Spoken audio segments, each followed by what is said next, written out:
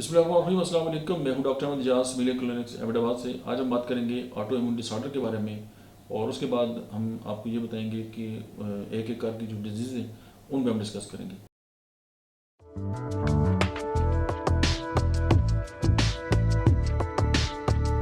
लेकिन आज हम सबसे पहले आपको ये कहते हैं कि ऑटो इम्यून डिसऑर्डर क्या होते हैं, लेकिन उससे पहले जो है इम्यून सिस्टम जो है उसको आम फहम जो ज़ुबान है उसमें समझना ज़रूरी है।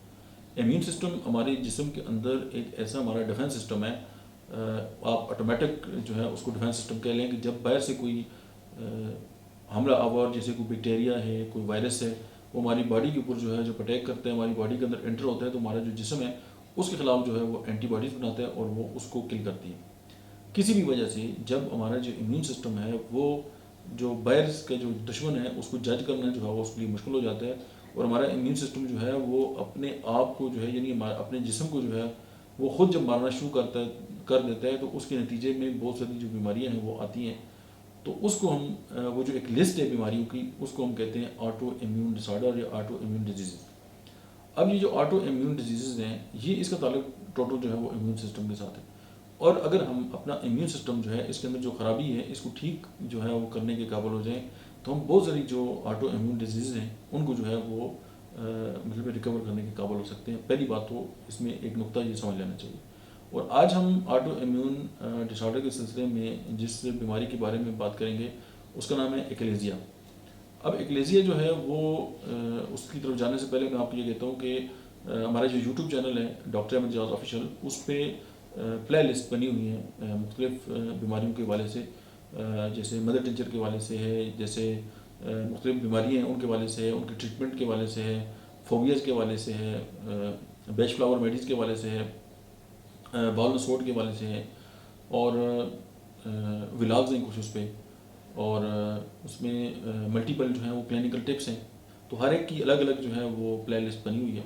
तो आप ऑटो इम्यून डिसऑर्डर जो हैं उनके बारे में अगर आप जानना चाहते हैं तो अलग से ऑटो इम्यून डिजीज़ के नाम से अलग से एक जो हम प्ले लिस्ट अभी हम बना रहे हैं, तो उसमें ये है कि आपको उसकी झैल में जो है ऑटो इम्यून डिसऑर्डर हैं वो सारे जो हैं वो आपको मिल जाएंगे। अब हम बात करते हैं एक्लेजिया के बारे में कि एक्लेजिया है क्या है। सबसे पहले तो ये आप देख लें कि एक्लेजिया एक ऑटो इम्यून डिसऑर्डर है, ये बात तो क्लियर होगी।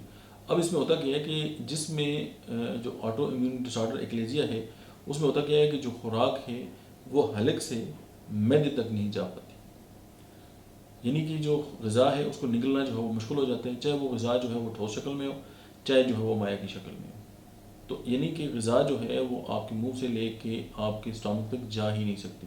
तो इस बीमारी को एक्लेजिया कहते हैं।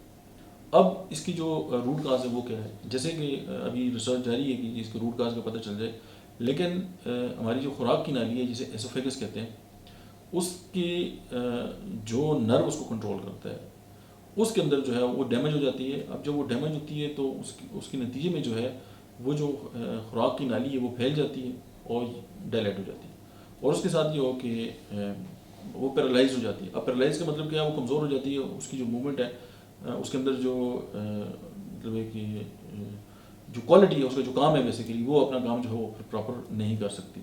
तो उससे होता क्या है कि खुराक जो है वो मैदे तक पहुंचने के काबिल ही नहीं रहती, और बाज़ औक़ात जो है जो ज़रात है वो फिर वापस मुंह में आने जो है वो स्टार्ट हो जाते हैं, जिससे जो मुंह का जायका है वो कड़वा जो है वो महसूस होता है।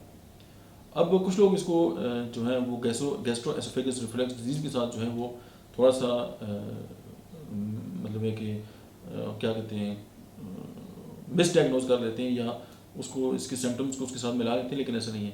अब जो गैस्ट्रो एसोफेगस रिफ्लेक्स डिजीज़ है उसमें होता क्या है कि जो ग़िज़ा है वो मैदे से रिफ्लेक्स होती है, यानी वापस आती है, यानी जो कार्डिक स्फिंक्टर है उससे वापस आ जाती है ग़िज़ा। या कोई इंसान खाना खा के पूरी सो जाता है तो रात को अचानक जो है वो रिफ्लेक्स होता है उसको, या एसिड जो उसके मुंह में आ जाता है। तो बेसिकली गर्ड्स ये जर्ड्स वो है। लेकिन जो एक्लेजिया है इसमें जो है एसोफेगस से मुंह में आती है, यानी मैदे तक तो पहुँचती है ना, तो खुराक की नाली में ही रहती है, नीचे जा नहीं सकती और फिर वापस आ जाती है। वाई कि वो जो एसोफेगस है वो पैरालाइज्ड हो गया, वो अपना काम नहीं कर रहा, और उसकी वजह ये है कि जो नर्व जो है वो उस तक पैगाम ले जाती है वो अपना काम ही नहीं करते। अब ज़ाहिर है जब आपका पैगाम वो आगे नहीं पहुँचेगा तो फिर ज़ाहिर है वो अकॉर्डिंगली आगे ज़ाहिर है उस पर एक्ट नहीं होगा, तो जो आपका फर्दर जो एक्शन है वो नहीं होगा। अब ज़ाहिर है इसके पीछे जो ऑटो इम्यून डिसऑर्डर है तो डेफिनेटली हमारी बॉडी के अंदर ऐसी कोई बात है जिसने इस नर्व को डैमेज किया है। तो आप अगर इसको ट्रीट करना चाहते हैं, इस पर गौर करना चाहते हैं, हम ज़ाहिर है वहाँ पे बेलूनिंग वगैरह कर देते हैं, या इस तरह की मेडिसिन है जो जिसकी डायलेटेशन है उसको वक्ती तौर पे खोल देती है, वो ज़्यादा चली जाती है, लेकिन वो लॉन्ग नहीं है, ऑपरेशन का भी कहा जाता है। होम्योपैथी वर्क है, इस हवाले से मैं लास्ट में आपको बताऊंगा कि आपकी किसी हद तक जो है मदद कर सकती है। अब हम इसकी साइन एंड सिम्टम्स की बात करते हैं कि कौन सी सिम्टम्स अगर आएँ तो हमें फौरी तौर पे अपना जो हेल्थ केयर जो प्रोवाइडर है उससे रुजू करना चाहिए। एक तो ये कि सबसे पहले जब एक इंसान है वो खुराक जो है वो निगलने के काबिल जब नहीं रहता, या उसे डिस्फेजिया हो जाता है जिसे हम मेडिकल टर्म में कहते हैं, एक ये सिम्टम है। दूसरा ये कि थूक या गज़ा का वापस आ जाना, यानी मैदे तक पहुंची नहीं है वापस आ गई, दूसरा सिम्टम हो गया। फिर ये हो गया हार्ट बर्न उसके साथ स्टार्ट हो जाता है, बेल्चिंग जो है वो स्टार्ट हो जाती है, सीने में जो है वो बार बार दर्द होता है, रात को खांसी हो जाती है। ज़ाहिर जब गज़ा मैदे में जाएगी नहीं तो वज़न ही कम होगा। उसके बाद जो है कि खुराक जो है वो फेफड़ों में चली जाती है, समटाइम नमूनिया हो जाता है और वोमिटिंग होती है। तो ये 10 सिम्टम है इसके। तो ये तो अभी हमने डिस्कस किया कि ऑटोइम्यून डिसऑर्डर क्या होते हैं, एक्लेजिया क्या होता है, उसकी डेफिनेशन हमने देखी। उसके बाद उसकी जो काजेज़ हैं वो क्या हैं, उसके हमने सिम्टम्स की बात की। अब हम बात करते हैं कि होम्योपैथिक जो ट्रीटमेंट है वो क्या है। अब होम्योपैथी में इस हवाले से बहुत सारी मशहूर और मरूफ जो है वो मेडिसिन मौजूद है, जो अकॉर्डिंग टू द पेशेंट जो है उसको दी जाती है। लेकिन ये कि वो फिर हर इंसान जो है वो अलग है, और हर इंसान के सिम्टम्स अलग हैं, उस हिसाब से जो है उसको अलग से रख के ट्रीट किया जाता है। Thank you very much.